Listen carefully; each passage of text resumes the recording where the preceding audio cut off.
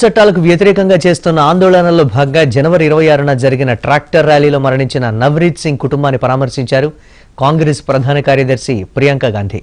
యూపీలోని రాంపూర్ జిల్లా దిబ్దిబా గ్రామంలో అతని కుటుంబం ఏర్పాటు చేసిన సంతాప సభకు ప్రియాంక గాంధీ హాజరయ్యారు. నవరీత్ కుటుంబ సభ్యులను కలిసి ప్రగాఢ సానుభూతి తెలిపారు ప్రియాంక.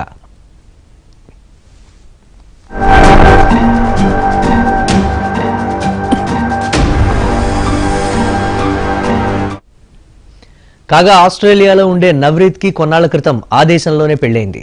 అయితే తన పెళ్లి వేడుకను సెలబ్రేట్ చేసుకునేందుకు కొద్ది రోజుల క్రితం నవరీత్ స్వస్థలానికి వచ్చాడు. అయితే తన బంధువులు రైతుల ఆందోళనలో పాల్గొంటూ ఉండడంతో తాను కూడా వారి వెంట వెళ్లాలని నిర్ణయించుకున్నాడు. ఈ నేపథ్యంలో జనవరి 26న జరిగిన ట్రాక్టర్ ర్యాలీలో పాల్గొన్నాడు. కానీ ప్రమాదవశాత్తు ట్రాక్టర్ బోల్తా పడి మరణించాడు.